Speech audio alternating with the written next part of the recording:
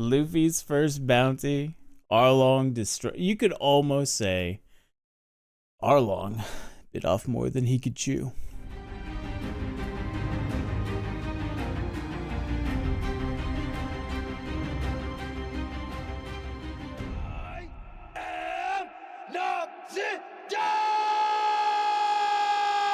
Hey everyone, how's it going? Noxidar here, and welcome to this reaction of the One Piece anime. Today is going to be a little special. I haven't done this since episode 1, 2, and 3 reaction. I'm going to be reacting to the next 3 episodes all together for all of you to enjoy as we wrap up the Arlong Park arc. I am going to be so glad to never have to say that again. So with episodes 41, 42, and 43, if I read the titles and the little synopsis correctly, oh my gosh, voice, thanks. This should put us right after the fight with Arlong and Luffy, which really means everything after that is kind of going to be unfamiliar territory. That's the part that I watched up to in the background with the English dub. And like I said, you know, for one reason or another, I didn't really pay too close attention to it. I started using it as an escape from watching other One Piece content creators as I was getting hyped up for the live action, because like I said, they were like really free and loose with spoilers beyond what season 1 would probably encompass. And I was like, I'm not really comfortable with like learning about this stuff, because I also just don't want to be spoiled when I see the One Piece live action. So it kind of just became like a way to immerse myself in the One Piece universe without actually really giving it my full attention. So that being said, I have really been enjoying going over these episodes and watching them in their original Japanese. The smallest things, like the inflection in a character's voice, might just take me back to a moment. You heard stories like the one I just told recently with a student called Big Mac, and it's been such a rewarding experience so far.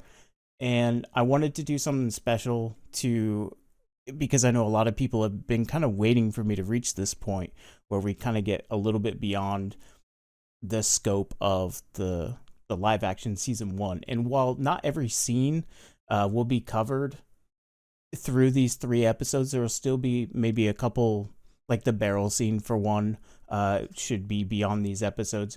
For the most part, everything will be really new. And this is, honestly, I'm excited. I want to get to this. So we're doing it. Mega reaction time. 3 episodes, starting with episode 41, which starts right now.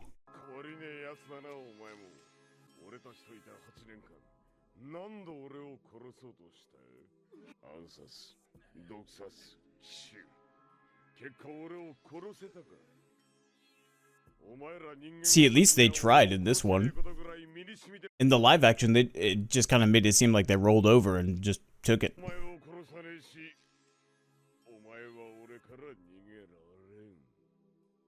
I am inevitable.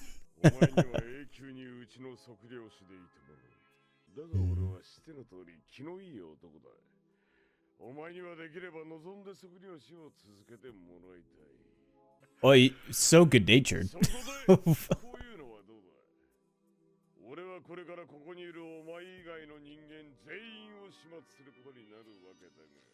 Oh, merciful too. That's great. Sterling qualities in a fish man.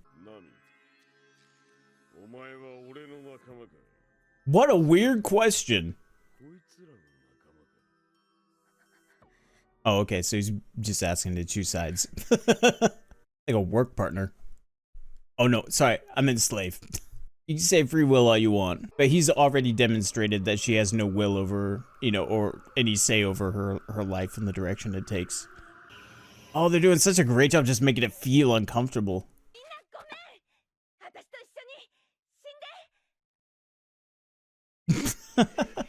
That's so cool, that visual metaphor right there. Let's do it! Yeah, she is so brave. Nochiko too, really, to be honest.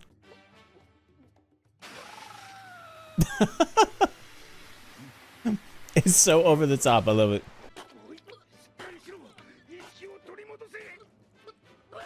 That's a big straw. He's got a lot coming out.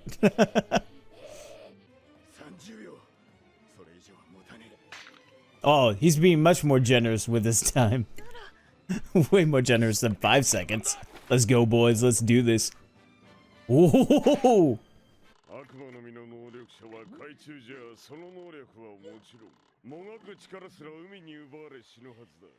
Right there, that dialogue. Us that are watching One Piece, the anime, we have that kind of like reinforced and shown.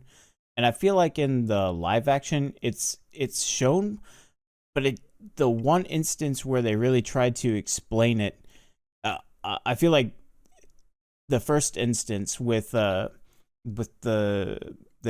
Luffy's caretaker at the bar, the bar bar owner, probably could have done a little bit better job. Like, it was very like poetic language about Mother Sea turns her back on you, it takes away your strength, and I feel like we could have just maybe been a little bit more particular, and then leading with Shanks and watching people like, how did he get there?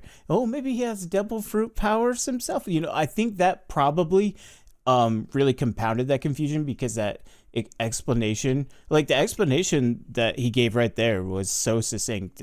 And you could have just taken that verbatim and had her say that to Luffy in the beginning, and people would have been like, oh, okay, so you don't really want devil fruit powers, maybe, if you're going to be a pirate. But yeah, I just wanted to stop and kind of like touch on that, because I wouldn't say that it's anything that bothered me, but at the same time, like, I feel like for a lack of explanation, it should be made up with even stronger elements of visual storytelling. And I'm not quite sure that over the course of 8 episodes, I think it did a good job, but maybe not in like the immediate first couple episodes.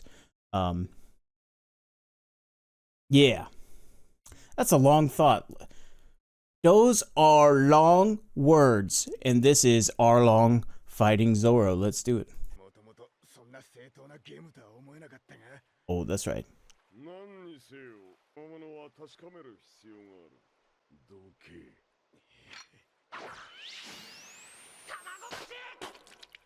It's just an egg?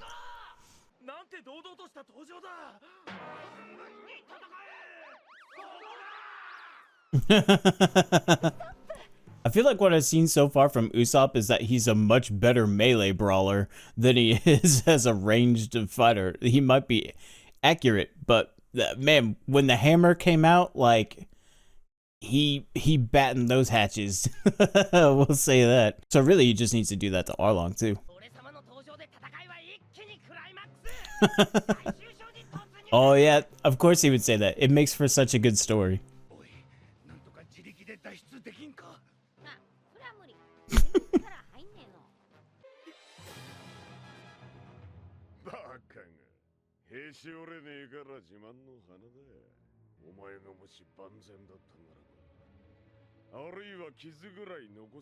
Scratch.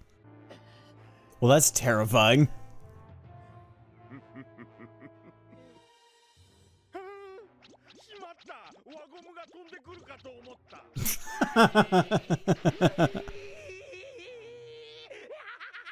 The way like everybody reacted there reminded me of like an Adam Sandler movie.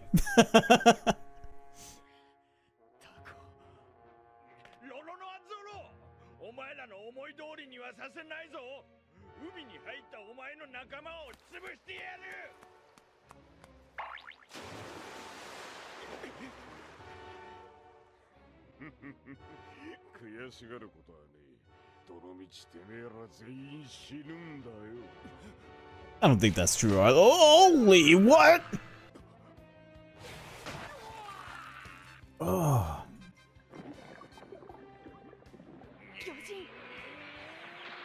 Oh man, he's just rocketing. Oh my gosh.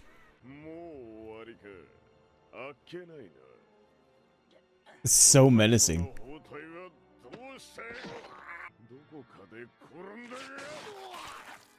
Oh, gross. And let's not forget, in the anime, he took 2 slashes on the chest. He got off easy in the live action.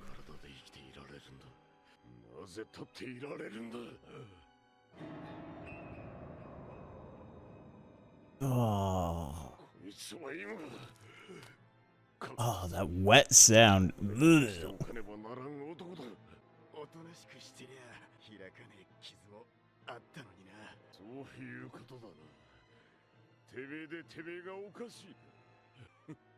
Dude, he's such a madman. What? Oh, whoa! I love it. One tap. Just one tap that rock.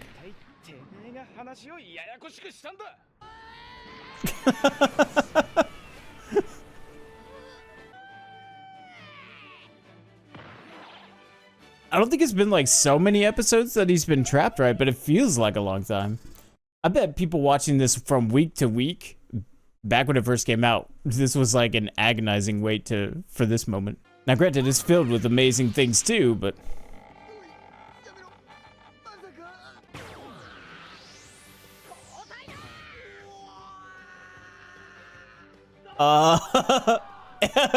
what?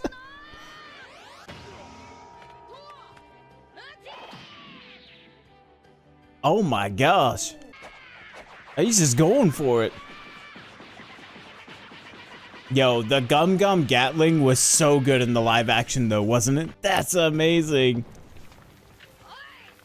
Again, just everybody. They're witnessing magic. Bruh, don't lie. You knew that. You know that hurt Arlong.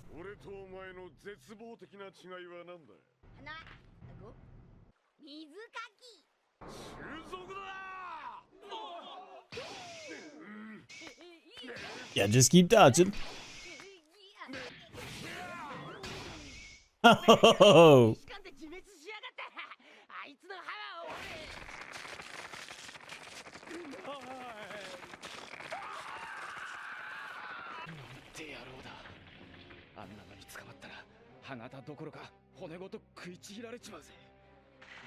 I'd say so.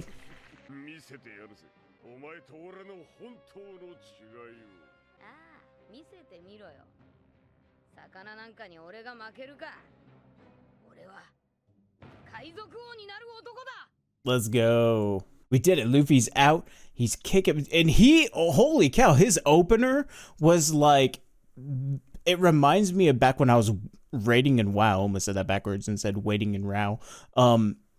And how you just like pop potion. You've got your feast, you got everything ready. You know, the most devastating opener. He popped this cooldowns. It was awesome. And now we're, I guess, in like the phase 2 of the fight. If this were a big boss battle. But alas, we must move on to episode 42. I'm really enjoying this. I hope you are as well. Arlong Park.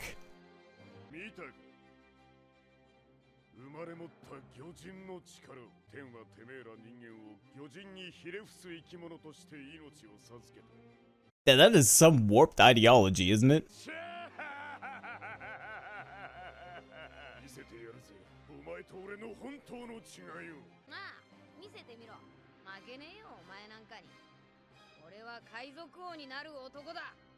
Oh, he was much more polite this time around. Last time he called him fishman.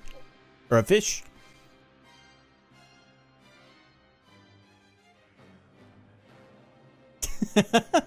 It cracks me up. The villagers have not changed facial expressions yet. I feel like this is like humanity's strength right here. We don't care. This is why the aliens won't visit us, because they know with all their advancements, we'd just be like, shut up, we don't care.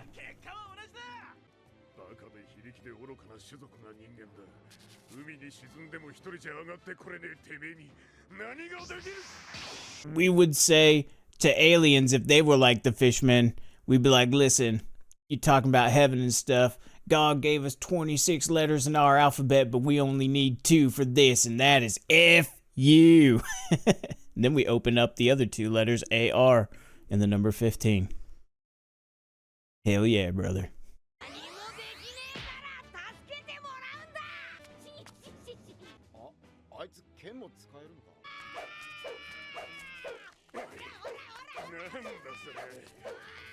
I mean, he's not the world's greatest swordsman by a long shot, so. It's actually awesome that he picked up swords to use them.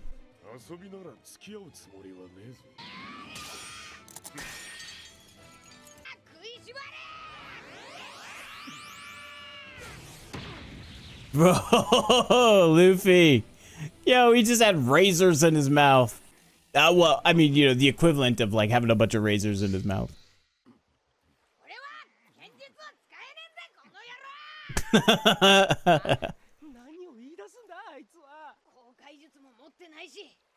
Yep. Yep. Tell him, Luffy. Oh, I love this.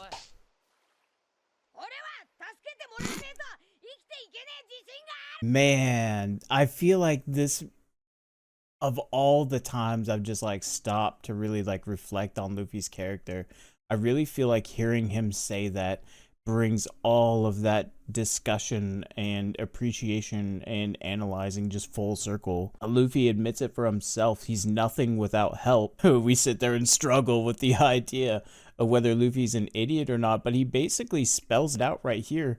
And it has nothing to do with intelligence. It just has everything to do with like trust. You know, a lot of people were telling me in the moment where he places his hat on Nami's head that that was a demonstration of trust. And here he fully admits he's nothing without being able to trust and have people around him that he trusts and that he can reciprocate that with them. He can surround himself with people that he can trust to do these things. And I think that's ultimately, I think that's what makes you a great captain. Having that leadership of knowing when to lead and also when to kind of let others take charge and play to other people's strengths. And that's maybe something I was really trying to articulate for a long time, is like, I didn't really see this as a lack of intelligence. It was more just like, yes, there's just a trust that there are people qualified to kind of get you out of bad things. He had Kobe to kind of help him navigate away from Alvida's ship. He had Zoro, whether Zoro wanted him or not. He kind of just found the people and then surrounded himself. This visual silhouette is an anchor, and Luffy's shirt being that of an anchor, and that was actually something that was used against him by Shanks, saying like, you know, our ship already has an anchor. I might be mixing that up with live action, but like the point still stands, right? Like even Don Krieg called him an anchor. And so here we see, while we are admitting like through all of these faults, and this is one of the things I just love about shonen anime, is how faults from the enemy are perceived as weakness, but from the protagonist, they are seen as strengths. And so here we have the visual representation of what looks like an anchor.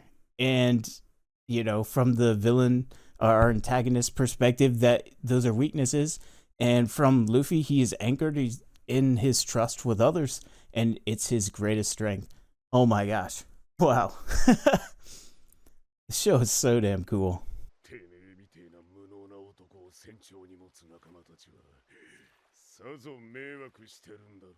Well, maybe not.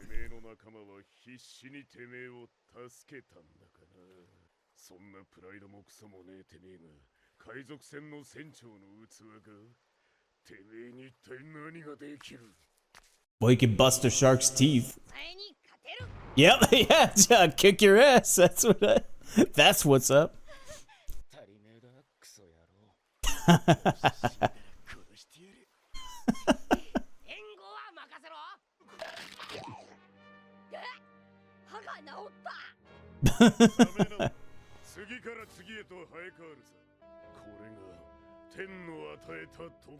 Jeez. A voice crack there. He's not terrified. He thinks that's amazing. Oh my gosh. He's got to be missing by this point, or Luffy'd be toast.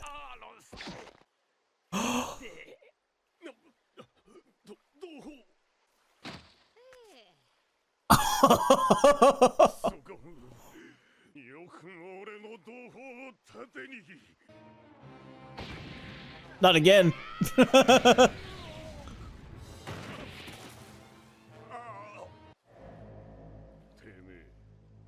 Oh, like a vampire. Yeah, let's even the playing field. It caught even me by surprise though, so it worked.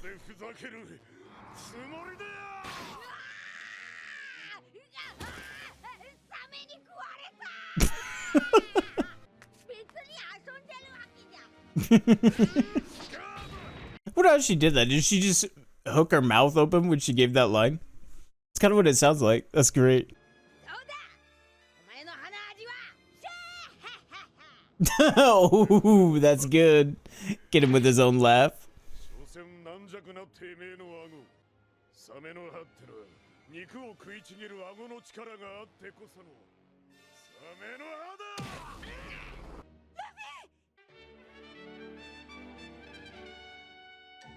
This music. I think there was a video not too long ago where I'm like, oh, this music actually works. It's not here. Not here. Oh, get him in close. Damn. How did you not notice that?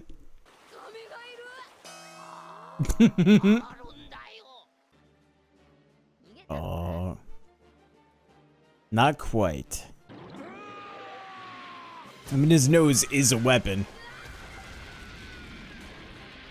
Did he get hit by that? Oh, I thought he dodged.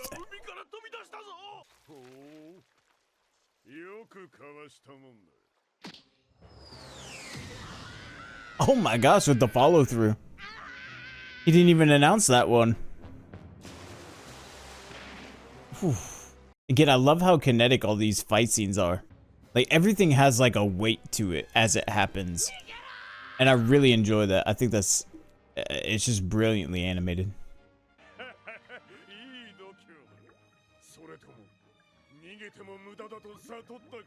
Nah, he's got that timing down.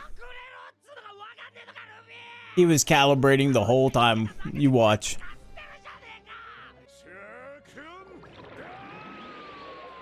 I don't know if I trust that.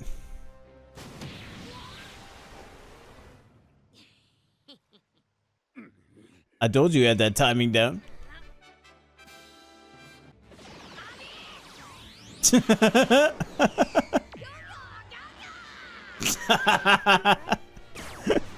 That's gotta be so insulting.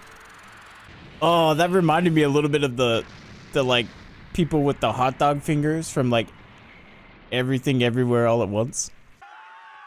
But I'm not gonna lie, that was extremely clever. That was cool. Yeah, no. Died of what?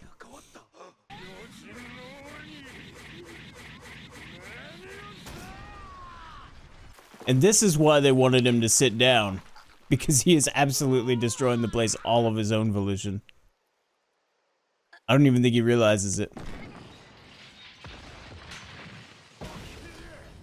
Oh, that's such a cool sword. Fair. Fair play. It is a saw. I stand corrected.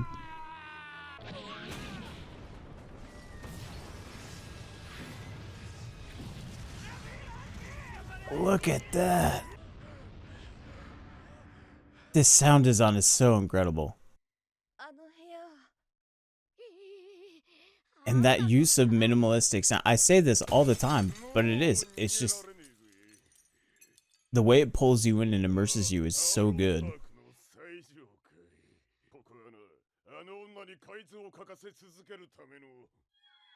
Oh.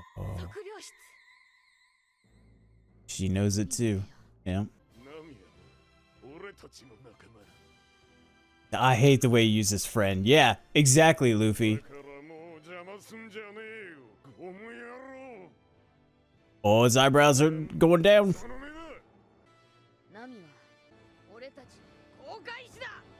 Yeah. Oh my gosh, I have chills. We're actually at our last episode for this reaction, but at the same time, we've done it. We made it. We're at the we're at like the ultimate penultimate moment of like what episode 8 of the live action is. All right, let's do this, Luffy.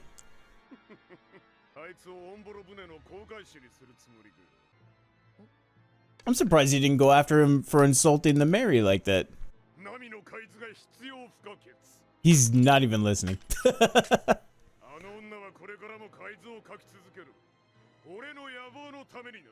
I'd be worried, Arlong. You're monologuing and he's making up his mind. You done effed up now.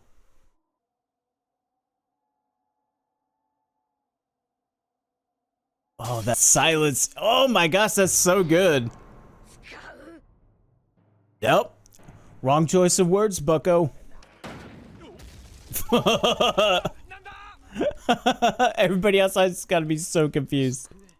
See, Nami knows that desk, though.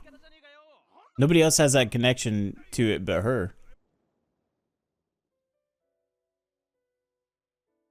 That has to feel so liberating, seeing one of your friends get you out of a bind like that.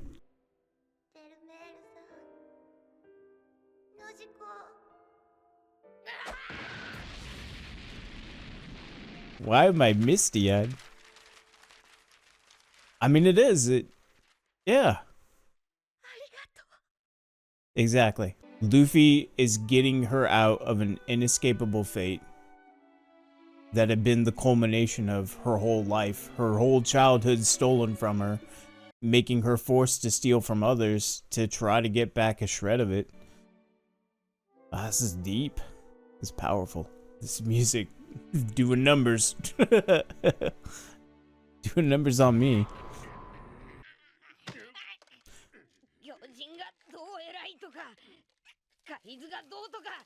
Yeah, shut him up.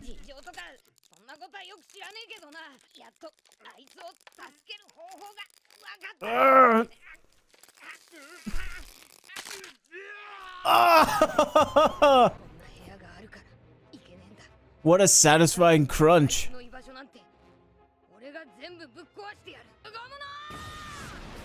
Man, he broke that nose like a celery stick.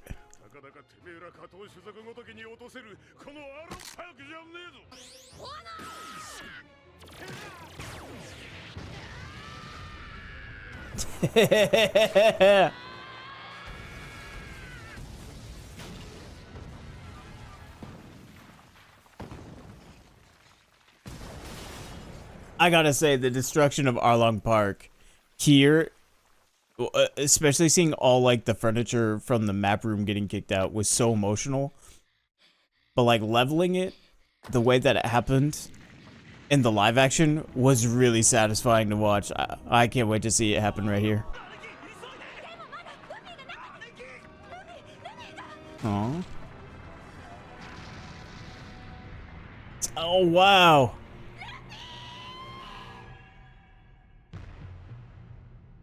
Oh, that color change is so gnarly.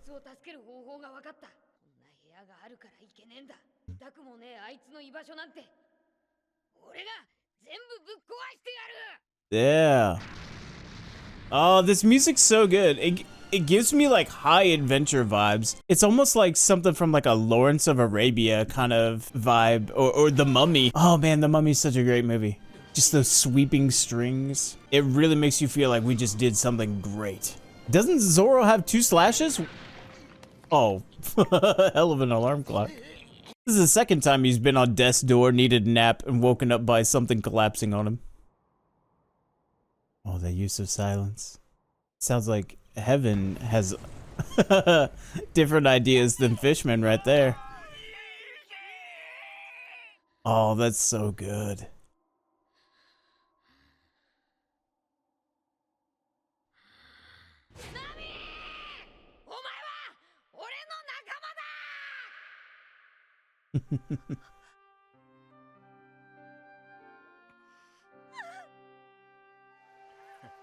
Oh, that's so good, dude. Oh my gosh. I expected an amazing fight scene, but I wasn't expecting this. Nobody thinks let's take it easy on him. He just had a building collapse on him.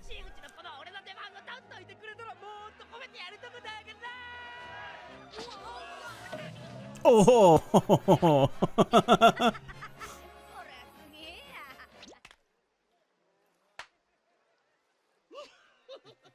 Man, nothing better than a high five. That is the 90s, my friend. Freeze frame high five.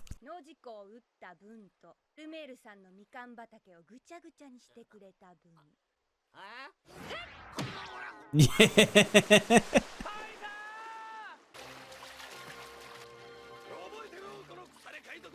Yeah, what did you think you were gonna do with a couple Marines? They just took on a whole Fishman empire.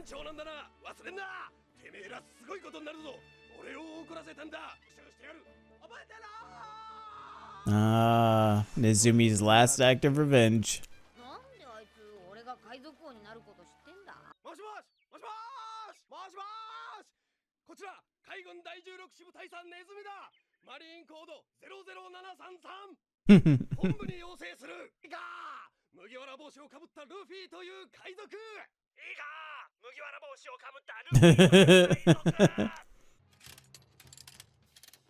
Oh, is this him with his hand up?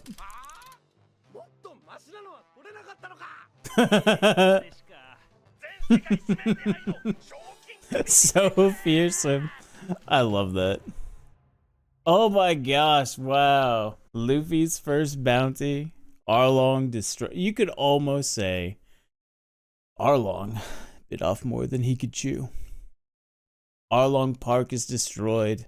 Nami is liberated from her foreseeable life of servitude to Arlong for sure. That was so cool, but there for a minute, that really tugged on the heartstrings. I wasn't expecting that, especially, you know, it's so interesting what kind of things like I react to, especially kind of knowing like very loosely from, you know, like 30,000 feet where the story is, what direction it's heading in. But man, like the last 3 episodes in particular, and maybe just I just noticed it more than others, really use like very evocative visual metaphors to kind of encapsulate events that are happening. And so seeing like all this furniture, all these things that, you know, Nami had slaved away at, and servitude for Arlong just like kicked and just completely discarded out of the window. That really hit me heavy, you know, to just feel so locked into something, and then have somebody or something come into your life and just kind of interrupt that for the better. You know, in a lot of ways, that's kind of, you could say that One Piece has taken me so far. So with this episode being done, we are done with the Arlong Park arc, and I hopefully never have to say that again for a very long time. But I really hope you enjoyed this kind of, I'd say mega reaction. For me, it's a mega reaction. For you, you'd probably be like, no, I watched someone go for like 10 hours straight. They could do it. Why can't you? Well, because I'm not them. So that's the best answer I can give you. I'll see you in the next one. This is Noxidar, out.